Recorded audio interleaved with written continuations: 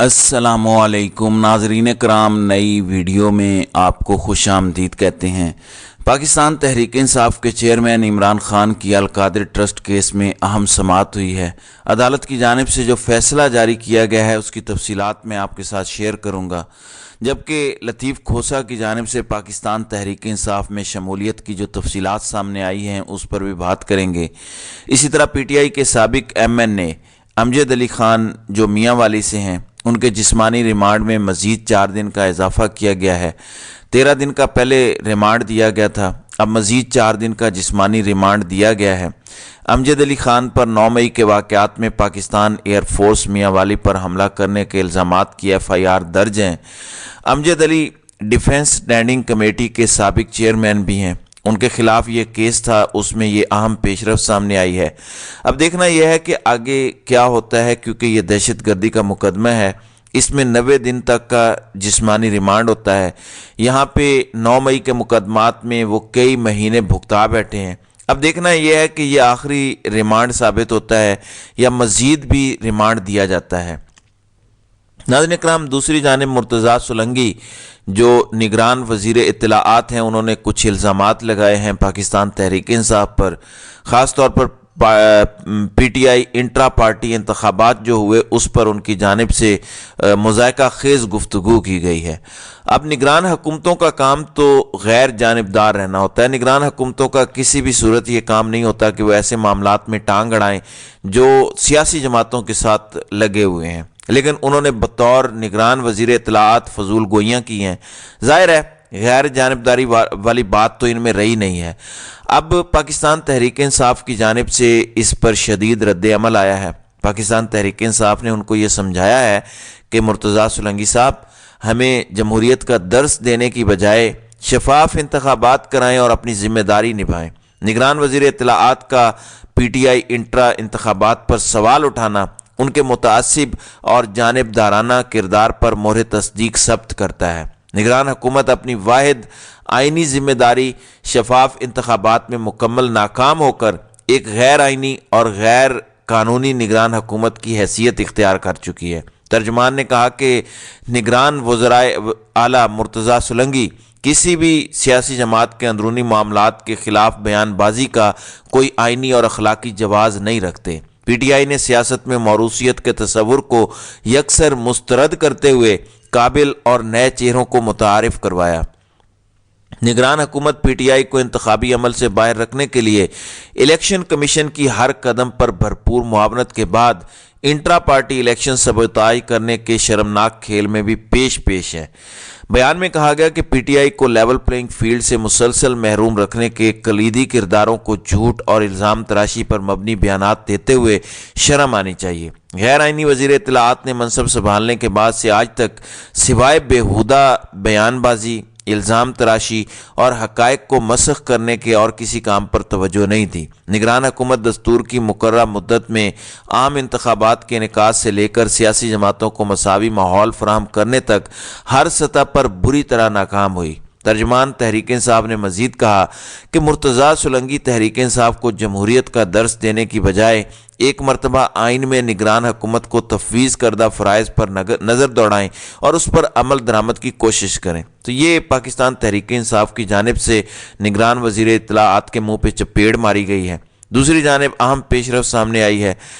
عمران خان کی دہشت گردی کے 7 مختلف مقدمات میں عبوری ضمانتیں خارج ہوئی ہیں، اور ان عبوری ضمانتوں کے خارج کا فیصلہ چیلنج کیا تھا لاہور ہائی کورٹ میں۔ جسٹس عالیہ نیلم صاحبہ کی سربراہی میں 2 رکنی بینچ نے سماعت کرنی تھی، لیکن بینچ کی کاز لسٹ کینسل کر دی گئی۔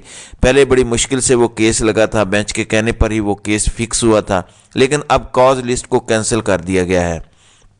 دوسری جانب لطیف کھوسہ وہاں موجود تھے، انہوں نے آرگیومنٹس کرنے تھے اور امید تھی کہ ان 7 مقدمات میں عمران خان کو ضمانت مل جائے گی، لیکن ایسا نہ ہوا اور عدالت کی جانب سے کاز لسٹ ہی کینسل کر دی گئی۔ دوسری طرف توہین عدالت کا کیس تھا پاکستان تحریک انصاف کی خاتون رہنما صنم جاوید کا، جو سوشل میڈیا ایکٹیوسٹ ہیں، ان کے حوالے سے جو رپورٹ پیش کی گئی، انہوں نے تو انہیں عدالت کی درخواست دائر کی تھی کہ میں نے لاہور ہائی کورٹ میں درخواست دی تھی کہ میرے خلاف مقدمات کی تفصیلات دیں۔ وہاں پر CCPO اور IG پنجاب نے کہا کہ صرف 2 مقدمات ہیں اور وہ درخواست ڈسپوز آف ہو گئی۔ اس کے بعد میرے 2 مقدمات میں جب ضمانت ہوئی تو پھر تیسرے مقدمے میں مجھے گرفتار کیا گیا۔ اس بابت انہوں نے توہین عدالت کی درخواست دائر کی تھی۔ اس توہین عدالت کی درخواست پر عدالت نے جواب طلب کیا ہوا تھا۔ اب اسی دوران مزید 2 مقدمات میں گرفتاری بھی ہو گئی، ضمانت بھی ہو چکی ہے۔ آج عدالت کو بتایا گیا کہ ان کو 1 ماہ کے لیے 3 MPO کے ڈیٹینشن آرڈر جاری کر دیے ہیں DC لاہور نے۔ جب پہلی دفعہ 9 مئی کو گرفتار کیا تھا صنم جاوید کو، تب بھی 3 MPO کے تحت گرفتار کیا تھا۔ اس کو کالعدم قرار دیا تھا لاہور ہائی کورٹ نے، اور پھر اس کے بعد 9 مئی کے مقدمات میں نامزدگیاں شروع ہوئیں۔ اب یہ دوسری دفعہ ہے کہ ان کو 3 MPO کے تحت نوٹیفیکیشن کیا ہے۔ لاہور ہائی کورٹ میں جب رپورٹ دی گئی تو لاہور ہائی کورٹ نے کہا کہ جو درخواست گزار کے وکلاء تھے کہ آپ یہ نوٹیفیکیشن چیلنج کریں، کل آپ کی وہ درخواست بھی لگ جائے گی اور توہین عدالت پر بھی کل ہی سماعت کریں گے۔ اب ناظرین کرام، عدالت کے پاس 2 آپشنز ہیں۔ ایک تو توہین عدالت ہوئی ہے کہ ان کو 3 MPO کے تحت نظر بند کیا گیا، یا تو عدالت اس پر صنم جاوید کو عدالت میں طلب کرے گی اور عدالت سے ہی رہا کرنے کا حکم دے گی، یا پھر عدالت کہے گی کہ آپ کی درخواست آ گئی ہے، یہاں پینڈنگ رہے، پہلے آپ DC کے پاس جائیں۔ وہی خدیجہ شاہ والا معاملہ ہے۔ خدیجہ شاہ کو 20 دن گزر چکے ہیں، آج تک ان کو نگران حکومت کی جانب سے ریلیف نہیں ملا، اور لاہور ہائی کورٹ میں بھی درخواست پینڈنگ ہے۔ 30 دن کی ڈیٹینشن آرڈر تھا، 20 دن وہ گزار چکی ہیں، تو یہ بھی ہو سکتا ہے کہ یہ سلسلہ وہاں بھی شروع ہو جائے۔ بہرحال امید ہے کہ کل لاہور ہائی کورٹ سے انہیں ریلیف ملے گا۔ دوسری جانب لطیف خان کھوسہ کی جانب سے کہا گیا ہے کہ PTI میں شمولیت کے حوالے سے میں نے اپنی فیملی اور دوستوں سے مشاورت شروع کر دی ہے۔ انہوں نے کہا کہ عمران خان نے مجھے خود پارٹی میں شمولیت کی دعوت دی تھی، اور جو ملک کے لیے بہتر ہوگا وہ فیصلہ کروں گا۔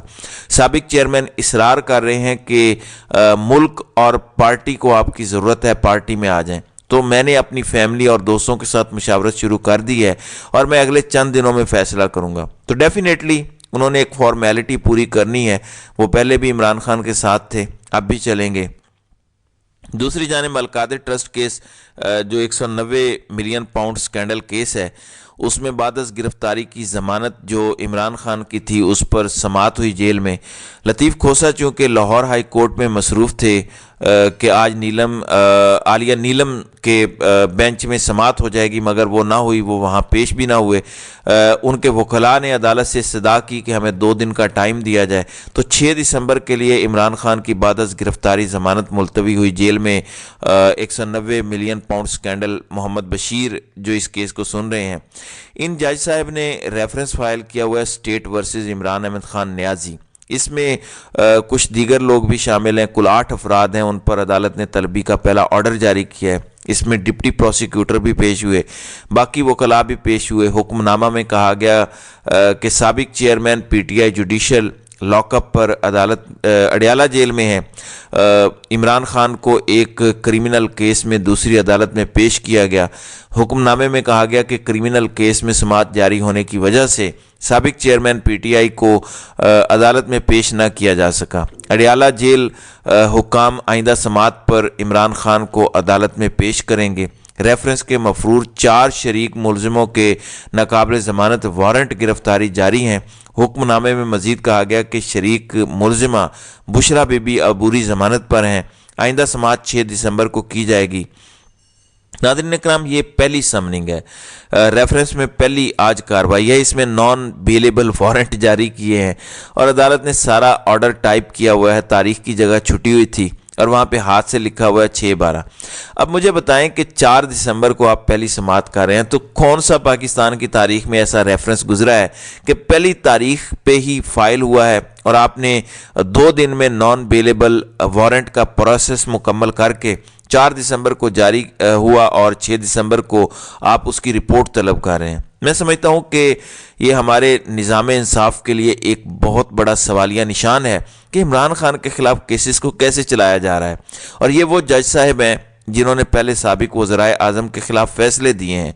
ये एक सियासी जज हैं। हालांकि उन फैसलों को जो साबिक वज़रा के ख़िलाफ़ दिए गए थे, Islamabad high court null and wide declare कर चुकी है। तो जिस जज साहब की कॉम्पिटेंसी पर सवाल उठ जाता है, उनके फैसलों का ये हाल हुआ है, तो फिर मुझे बताया जाए कि किस तरीके से वो इस तरह के मज़ीद मुकदमात को सुन सकते हैं या इस तरह के मज़ीद मुकदमात को देख सकते हैं। बहरहाल हमारे मुल्क का एक निज़ाम है और वो इसी तरह से नाइंसाफ़ी पर मबनी चलता रहेगा।